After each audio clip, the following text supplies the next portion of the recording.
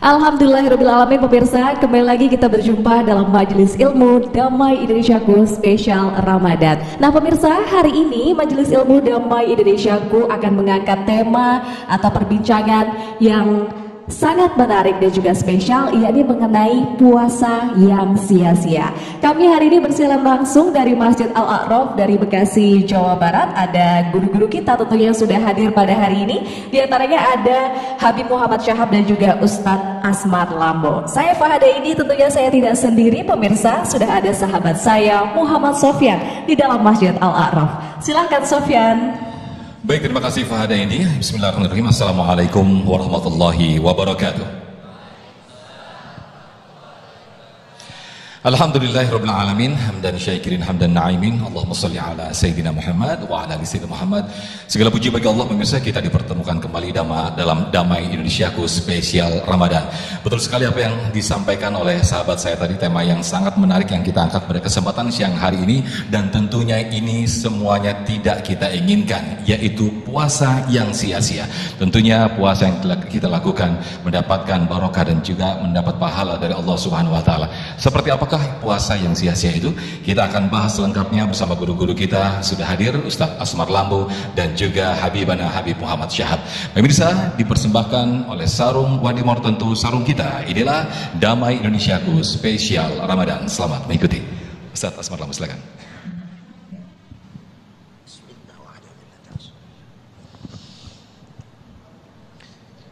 Bismillahirrahmanirrahim. Assalamualaikum warahmatullahi wabarakatuh.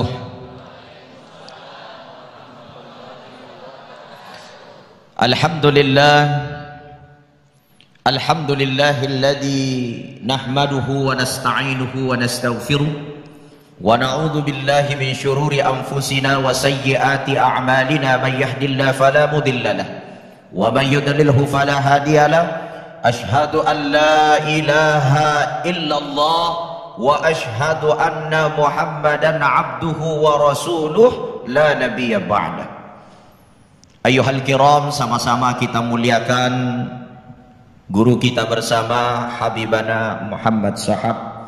Mudah-mudahan beliau panjang umur, hidupnya barokah, senantiasa menjadi suluh kebaikan untuk kita semua. Amin. Saudara saya Ustadz Sofyan, Masya Allah, semakin hari semakin ganteng. Bulan Ramadan semakin tambah muda. Betul Bu? Nah, bukan cuma saya bilang, ibu-ibu semua mengaku Ustadz. Ibu-ibu pemirsa Damai Indonesiaku TV One dimanapun berada, bapak-bapak, puasa semua Pak? Loyo banget jawabnya. Puasa, ya, betul tidak? Ibu puasa?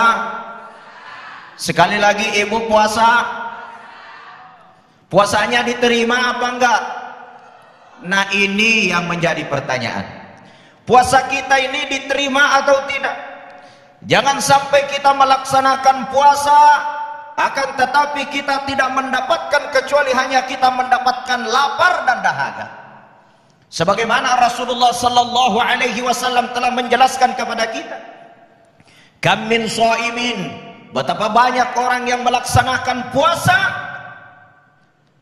laisa lahu min siyamihi, akan tetapi dia tidak mendapatkan apa-apa dari puasanya, illal ju' wal atas, kecuali hanya dia mendapatkan lapar dan dahaga. Bu, lapar enggak? Lapar? Dahaga enggak? Haus? Lapar dan haus sudah didapatkan. Yang belum jelas pahalanya diterima atau tidak. Lalu bagaimana puasa-puasa yang sia-sia, puasa-puasa yang tidak diterima? Yang pertama yang harus kita perhatikan, diawali daripada niat kita. Kita puasa ini niatnya untuk apa? Kalau kita puasa hanya ikut-ikutan, orang-orang pada nggak makan, satu rumah semua bangun tapi nggak sholat 5 waktu, puasanya sah apa enggak? Halo, yang jelas, puasa tapi nggak sholat 5 waktu, sah apa tidak? Insya Allah secara fikih puasanya sah. akan tetapi dia dosa besar sama Allah. Kenapa? As-salatu miftahu kulli khair. Puncak daripada diterimanya ibadah, puncak kunci dari semua ibadah adalah menjaga salat. Maka kita berpuasa, niat harus diluruskan dari awal. 1240 kitab masyhur kita pelajari di pondok-pondok pesantren. Para ulama-ulama kita mengkaji dari ilmu fikih sampai ilmu tasawuf tentang tazkiyatun nafs. Semua lebih 1000 kitab dimulai dengan pembuka innamal a'malu binniyat. Setiap amal tergantung niatnya. Niat kita harus karena Allah. Yang kenceng, niat kita harus karena Allah. Bagaimana cirinya orang yang puasa? Niatnya karena Allah, dia tidak akan marah-marah, dia tidak akan menggun, dia tidak memfitnah. Bu, biasa marahin suami enggak? Enggak ada yang ngaku. Pak, biasa dimarahin istri enggak? Nah, enggak usah ngomong, Bu. Udah mengaku. Artinya apa? Kalau ingin menjadikan puasa kita menjadi puasa yang diterima oleh Allah, maka harus membawa bekas yang baik. Salah satu bekasnya, kalau dulunya sering marah-marahin suami, bulan Ramadan tidak ada kata marah. Bahkan di dalam satu hadis dikatakan, apabila diajak bertengkar, dikucilin, dijelekin, difitnahin, dicerita kejelekan kita, dihina-hina kita harus menjawab kepada orang tersebut, ini shaim, saya puasa. Gitu. Jadi kalau ibu-ibu ini ngomel, Pak, ngomel, kita nih bapak-bapak jangan kepancing dengan emosi. Tapi kita harus ini shaim, sambil nempelin uang merah di jidatnya. Insya Allah berhenti marahnya. Betul ya, Bu? Iya. Ini kan bapak-bapak ini kalau istrinya marah-marah selalu diberikan nasihat. Kadang-kadang nasihat itu kurang mempan kalau tidak ditambah dengan duit katanya. Tambah ongkos. Iya. Saya pernah bicara dengan salah satu manajemen artis. Saya katakan, kenapa artis-artis itu semakin hari semakin cantik? Ustadz, bagaimana tidak tambah cantik itu artis? Ongkosnya tinggi. Saya bilang, berapa sih ongkosnya? Ustadz, jangankan kosmetiknya, BH-nya saja 5 juta satu. Kalau kita 10.000 3. Betul, Bu ya? Aduh, bagaimana mau sama dengan artis?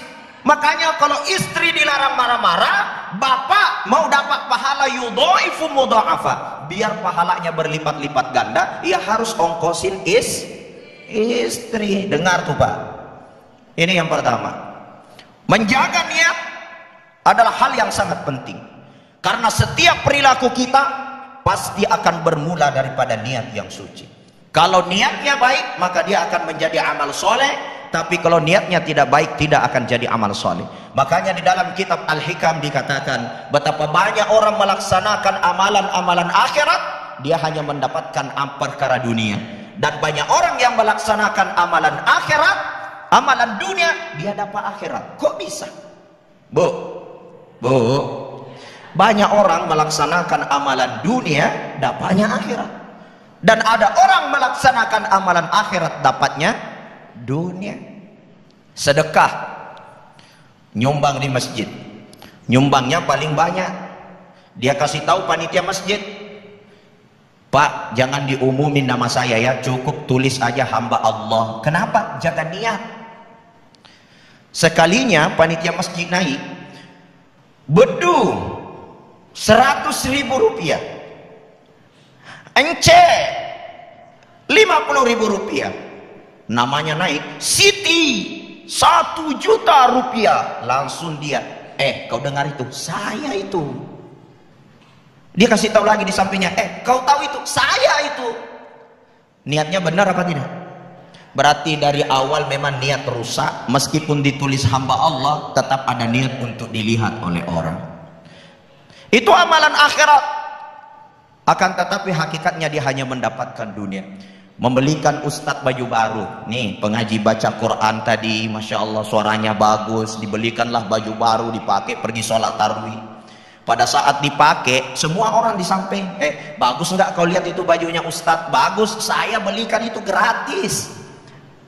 Amalannya akhirat, tapi dapatnya dunia. Kenapa? Dia butuh sanjungan. Itulah pentingnya meluruskan niat. Kenapa? Betapa banyak orang melaksanakan amalan akhirat, tapi dia hanya mendapatkan dunia saja. Tapi banyak orang mendapatkan amalan melaksanakan amalan dunia, dia bisa dapat akhirat. Bapak-bapak, bekerja siang hari, mendapatkan hasil dari kerjanya, entah dia adalah seorang tukang ojek, entah dia kerja di kantor setiap hari dengan jujur, ataupun dia berladang kemudian mendapatkan penghasilan.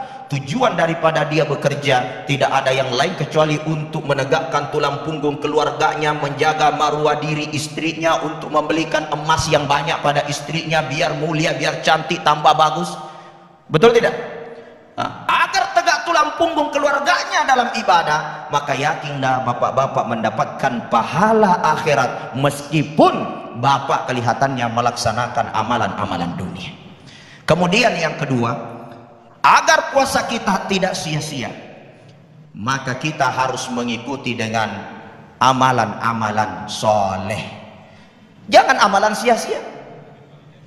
Laisa shaim minal akli wasyarabi. Apa kata Nabi? Bukan orang yang berpuasa hanya menahan makan dan menahan minum, tapi apa? Innamas shaimu minal rafasi wal lagwi, minal lagwi wal rafasi.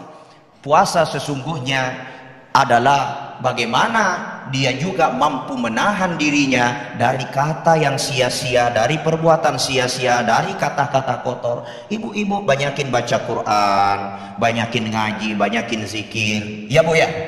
Bapak-bapak banyakin zikir, banyakin dengar acara-acara Damai Indonesiaku setiap hari loh. Kiai-kiai ulama-ulama kita tampil memberikan pencerahan kepada kita. Kalau amalan ini kita jalankan, yakin Bapak Ibu menjadi orang-orang yang mendapatkan puasa makbul yang akan melahirkan la'allakum tattaqun, sebagai orang-orang yang mendapatkan predikat takwa di sisi Allah. Saya kira seperti itu. Assalamualaikum warahmatullahi wabarakatuh. Waalaikumsalam warahmatullahi wabarakatuh. Terima kasih Ustaz Asmar Lambo yang telah memberikan mukaddimah di awal ini. Bagaimana kita mengerti akan puasa yang sia-sia tersebut. Tentunya kita tidak ingin ketika kita berpuasa hanya mendapatkan ju' wal atas atau lapar dan haus saja. Nah, tapi di zaman sekarang ini agaknya sulit untuk menghindari. Nah, kita akan belajar bersama-sama di segmen berikut bagaimana agar puasa kita tidak sia-sia. Nanti akan disampaikan selengkapnya bersama Habibana Habib Muhammad Syahab. Sesaat lagi tetaplah di Damai Indonesiaku spesial Ramadan yang dipersembahkan oleh Sarung Wadimor, tentu sarung kita.